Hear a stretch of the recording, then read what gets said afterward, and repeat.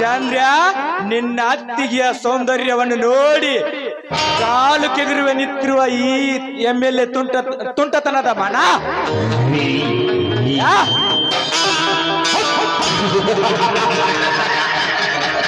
ಲೇ ಚಂದ್ರ, ನನ್ನ ಕೆಲಸವನ್ನು ಈಡೇರಿಸಿಕೊಳ್ಳಬೇಕಾದರೆ ನಿನ್ನನ್ನು ಯಾವುದಾದರೂ ಒಂದು ಮೂಲಿಗೆ ಬಿಸಾಕಿ ಬಿಡಬೇಕು. ಹಾಗೆ ಮಾಡಿಬಿಡುತ್ತೇನೆ ಮಗನೇ ನಿನ್ನನ್ನು.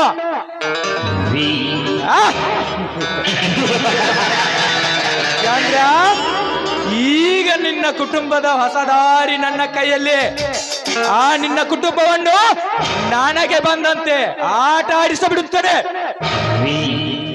ನಿನ್ನನ್ನು ಜೈಲಿಗೆ ಕಳಿಸಿ ನಿನ್ನ ಅತ್ತಿಗೆಯ ಅಣ್ಣನನ್ನು ಸರ್ವನಾಶ ಮಾಡುವುದೇ ನನ್ನ ಗುರಿ.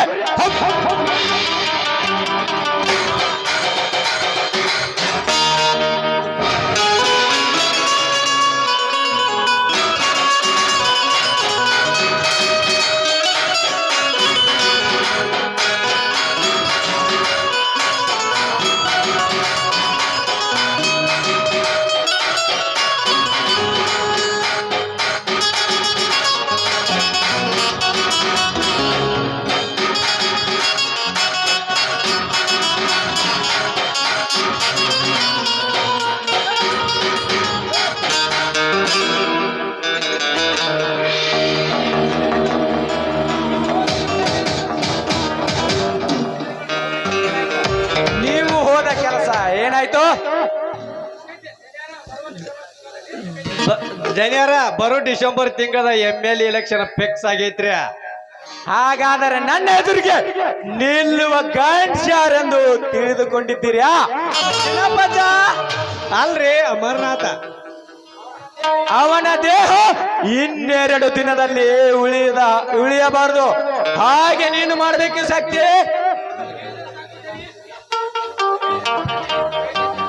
ನೀವ್ ಹೇಳಿದ್ರೆ ಸಾಕು ದಣಿ. 2 ದಿವಸದಲ್ಲಿ ಅವನ ರೊಂಡ ಕಡಿದು ನೀವೇನು ಹೆದರಬೇಡಿ, ಅದನ್ನು ನಾನು ನೋಡಿಕೊಳ್ತೀನಿ.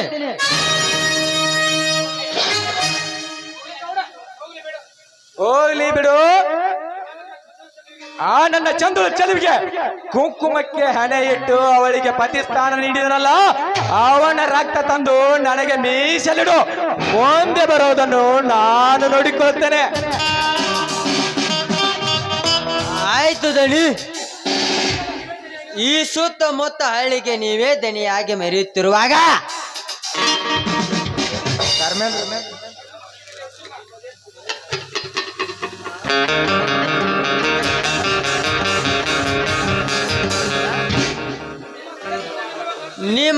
ನಿಮ್ಮ ಎದೆಗೆ ತಟ್ಟಿ ನಿಲ್ಲುವ ಗಂಡು ಈ ಭೂಮಿ ಮೇಲೆ ಉಳಿಯಲೇಬಾರದು. ವೀರ ಶಕ್ತಿ ಹೊಂದಿರುವ ಈ ಶಕ್ತಿ ಕರ್ಮನ ಕೈ ಚಳಕ ಆ ಗಂಡು ಪಾತಾಳದಲ್ಲಿ ಮುಳುಗಿದ್ರು ಅವನ ಸರ್ಪದಂತೆ ಸುತ್ತಿ ತರುವುದೇ ನನ್ನ ಗುರಿ. ಶಬಾಷ್ ಶಕ್ತಿ, ಶಬಾಷ್. ನಿನ್ನ ಕೆಲಸವನ್ನು ನೋಡಿ ನಾನು ಮೊದಲೇ ಮೆಚ್ಚಿಕೊಂಡಿದ್ದೇನೆ. ನೀನು ಇದೇ ರೀತಿ ನನಗೆ ನಿನ್ನ ಶಕ್ತಿ ಮಿಡಿಯಾಗಿ ಹಣ್ಣಾಗಿದ್ರೆ ಈ ಇಡೀ ದೇಶಕ್ಕೆ ನಾನೇ ಸರ್ದಾರನಾಗಿ ಮೆರೆಯುತ್ತಿದ್ದೆ.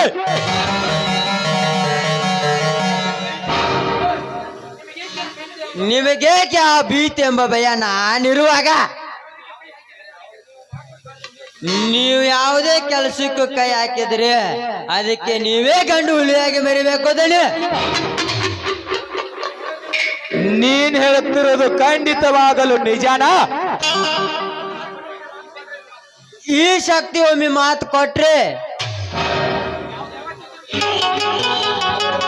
ಯಾವತ್ತು ಮಿಸ್ ಆಗೋ ಚಾನ್ಸೇ ಇಲ್ಲ. ಕತ್ತಿಳಿದ ವೀರರೆಲ್ಲ ಶರಣಾಗಿ ಬಂದು ಬೀಳುವರು ನನ್ನ ಪಾದದಡಿಲೆ.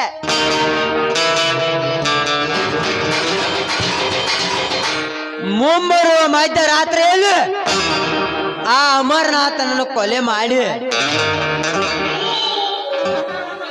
ಈ ಸರ್ಕಾರವನ್ನು ಸೋಲಿಸಿ ಈ ನಾಡಿಗೆ ನಿಮ್ಮನ್ನೇ ಮುಖ್ಯಮಂತ್ರಿ ಮಾಡುತ್ತಾನಿದ್ದಾನೆ. ಶಬ್ಬಾಷ್ ಶಕ್ತಿ ಶಬ್ಬಾಷ್. ನನ್ನ ಕನಸು ಮನಸ್ಸಿನಲ್ಲಿ ಅಂದಿಕೊಂಡಿರುವ ಆ ಮಂತ್ರಿ ಪದವಿಗೆ ಏನಾದರೂ ನನ್ನನ್ನು ನೀನು ಹೋಗಿ ಕೂಡಿಸಿದ್ದೆ ಆದ್ರೆ ಈ ಮೇಲೆ ರುದ್ರೇಗೌಡ ಆ ಸಿಂಹಾಸನದ ಮೇಲೆ ಕೂತು ನನ್ನ ರಕ್ತ ಕುಯ್ಯುತ್ತಿರುವುದು ಆ ಸಿಂಹಾಸನದಕ್ಕಾಗಿ. ಆಗ ನನ್ನ ಮನಸ್ಸಿಗೆ ತುಂಬಾ ಸಂತೋಷವಾಗುತ್ತದೆ. ಯಾವಾಗ ನಿಲ್ತಾ ಇದ್ರಿ ನಿಮ್ಮ ಟ್ರಕ್? ಯಾರಿಗ್ಲೇ ಮಗನ ಶೆಟ್ಟಿ? ಮತ್ತಾರಿದ್ದೀನಿ ನಿಮ್ಗಾರಲ್ಲ. Hello hello hello. ಓ ನಮ್ಮ ದನಿಗಳ್ರಿ ಅದಾರ್ರಿ ಚೇರಿಗೆ ತಗೊಂಡ್ ಹೋಗಿರಿ. ಈಗ ಒಳಗ್ ಬಂದ ಮುಗುಳಿ ತಗೋತಾರ ಕೊಡ್ತೀನಿ ಅಪ್ರಿ. ಹಾ ಗೌಡ್ರ. Hello hello, tiger Rudregowda speaking. ಲೇ, ಆ ನಾಮರ್ಧ ಮಗನ ಬಗ್ಗೆ ನನಗೆ ನೀನು ಹೇಳಬೇಕಾಗಿಲ್ಲ. ಅವನನ್ನು ಅಲ್ಲೇ ಸುಟ್ಟು ಬೂದಿ ಮಾಡಬೇಕಾಗಿತ್ತು. ಅವನ ಬಗ್ಗೆ ನನಗೆ ನೀನು ಏನು ಹೇಳಬೇಕಾಗಿಲ್ಲ. ಎಡ್ಲೇ ಮುಚ್ಕೊಂಡು ಪೋಣ.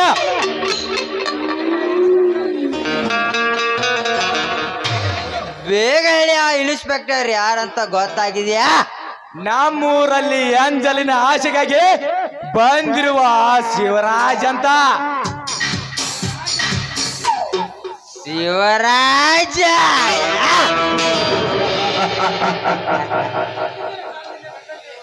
ಹಿಂದಿನ ಕಾಲದಲ್ಲಿ ನಡೆದಂತೆ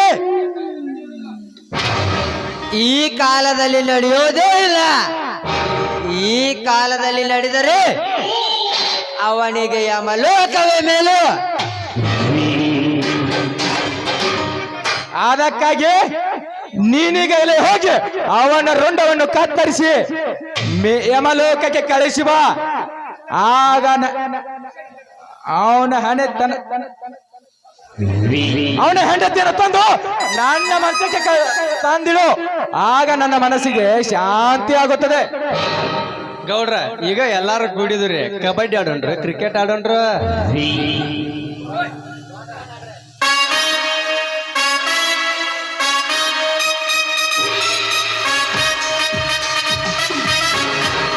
ನಮಸ್ಕಾರ ಗೌಡ್ರಿಗೆ. ಬಾರ್ಬೇಕು ಚಂದ್ರನ ಅಣ್ಣ ಶಿವಣ್ಣ, ನೀನು ನನ್ನ ಆಸ್ಥಾನಕ್ಕೆ ಆಗಮಿಸಿರುವ ಕೆಲಸ ಏನು? ಅಂತ ಕಾರಣವೇನೂ ಇಲ್ಲ ಗೌಡ್ರಿ. ನಿಮ್ಮಿಂದ ಸ್ವಲ್ಪ ಸಹಾಯವಾಗಬೇಕಾಗಿತ್ತು. ನನ್ನಿಂದ ನಿನಗೆ ಅಂತ ಸಹಾಯ ಏನಾಗಬೇಕಾಗಿತ್ತು? ಸ್ವಲ್ಪ ಹಣ ಬೇಕಾಗಿತ್ತು ಗೌಡ್ರಿ. ಹಣ ಇದ್ರೆ ದುನಿಯಾ ಎಂದ ಮಾತು ಇಂದು ನಿಜ ಆಯ್ತು. ಅದಿರ್ಲಿ, ನಿನಗೆ ಎಷ್ಟು ಹಣ ಬೇಕು ಹೇಳು ಶಿವಣ್ಣ. ಜಾಸ್ತಿ ಏನಿಲ್ಲ ಗೌಡ್ರಿ, 10,000 ರೂಪಾಯಿ ಬೇಕಾಯ್ತು. 10,000 ಹಣ ತೆಗೆದುಕೊಳ್ಳುವಂತ ತೊಂದರೆ ನಿನಗೇನು ಬಂದಿದೆ ಶಿವಣ್ಣ? ಏನಿಲ್ಲ ಗೌಡ್ರಿ, ಮನೆಯಲ್ಲಿ ಸ್ವಲ್ಪ ಅಡಚಣೆ ಉಂಟಾಗಿತ್ತು. ಓಹೋ, ಮನೆಯ ವಿಷಯದ ಬಗ್ಗೆ ಬಂದಿರುವೆಯಾ? ಆದ್ರೆ ಎಂಬ ಮಾತಕ್ಕೆ ಗೌಡ್ರಿ. ಏನಿಲ್ಲ ಶಿವಣ್ಣ, ನಾನು ನಿನಗೆ ಅವಧಿ ಕೊಡುತ್ತೇನೆ. ಆ ಅವಧಿ ಒಳಗಾಗಿ ನನ್ನ ಹಣವನ್ನು ನೀನು ನನಗೆ ಕೊಡಬೇಕು.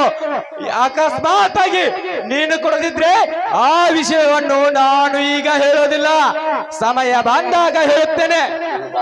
ಆಯ್ತು ಗೌಡ್ರಿ, ನಿಮ್ಮ ಸಾಲವನ್ನು ನಿಮ್ಮ ಅವಧಿ ಒಳಗಾಗಿ ತೀರಿಸುತ್ತೇನೆ. ಕೊಟ್ಟಿರುವ ಹಣದ ಅವಧಿ ನೀವೇ ಹೇಳಿ ಗೌಡ್ರಿ. ಅದೇನಿಲ್ಲ ಶಿವಣ್ಣ, ನಿನಗೆ ಕೊಟ್ಟಿರುವ ಸಾಲದ ದಿನದಿಂದ ಹಿಡಿದು 1 ತಿಂಗಳವರೆಗೆ ಮಾತ್ರ ನಿನಗೆ ಅವಧಿ. ಅಷ್ಟರೊಳಗೆ ಏನಾದರೂ ನೀನು ನನಗೆ ಹಣ ಕೊಡದಿದ್ರೆ ನಿನಗೆ ನನ್ನ ಬಗ್ಗೆ ಗೊತ್ತಿರುವುದಲ್ಲ. ಆಯ್ತು ಗೌಡ್ರಿ.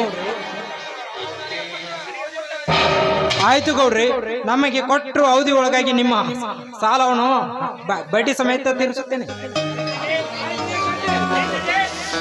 ಲೇ ಶೆಟ್ಟಿ, ಏನ್ರಿ ಅಪ್ಪಾರೇ ಕರೆದ್ರು ಹರಿದ್ರು? ಶಿವ ನಿನಗೆ 10,000 ಹಣವನ್ನು ಕೊಟ್ಟು ಕಳ್ಸು. 10,000 ಅಟ್ಟ ಯಾಕ್ರಿ ದಣ್ಯಾರ? 20,000 ಕೊಟ್ಟು ಕರ್ತಾನೆ. ಯಾರ್ದಾರ ದೊಡ್ಡ ಎಲ್ಲ ಮನೆ ಜಾತ್ರೆ. ಶಿವಣ್ಣ ಎಟ್ ಬೇಕ ರೊಕ್ಕ? 10,000 ರೂಪಾಯಿ ಬೇಕಾಯ್ತ್ರಿ. 1,000 ಹೆಚ್ಚು ಇಟ್ಕೋ. ಆಯ್ತು ಗೌಡ್ರಿ, ನಾನೇನು ಹೋಗಿ ಬರ್ತೇನೆ. ಹೋಗು ಹೋಗು ಹೋಗು ಶಿವಣ್ಣ, ಹೋಗು. ಇನ್ನು ಮುಂದೆ ಖುಷಿಕಿತು ನಿನ್ನ ಕುಟುಂಬದ ದಾರಿ ಈ MLA ರುದ್ರೇಗೌಡನ ಕೈಯಲ್ಲಿ. ನಿನ್ನನ್ನು ನನ್ನ ಶಕ್ತಿಯಿಂದ ಆಟ ಆಡಿಸಿ ಬಿಡುತ್ತೇನೆ ಯಾತ್ತರ.